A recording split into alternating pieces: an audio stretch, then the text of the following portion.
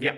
Presente questa sera all'evento di Zico, la partita di Zico, anche Giuliano Giannichella, ex centrocampista dell'Udinese. Quali sono le tue emozioni per essere qui presente, insomma, tra tante vecchie glorie che hanno fatto la storia di questo club?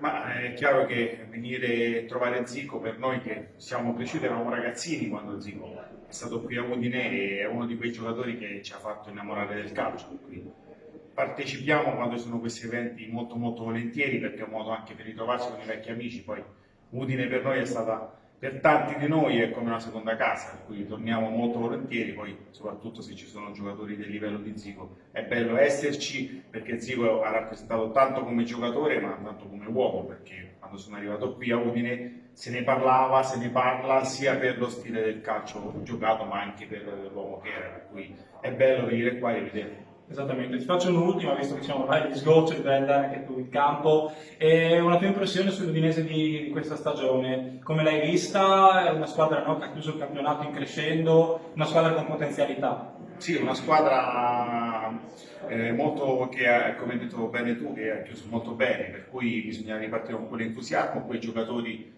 importanti o quei giovani importanti che hanno portato alla fine grande entusiasmo, però lo sappiamo, l'Udinese è maestra in quello, no? Trovare giovani interessanti e farli crescere e poi lanciarli nelle big europee, farli giocare nelle big europee. L'Udinese è molto brava e sicuramente l'anno prossimo ripartirà con questo entusiasmo.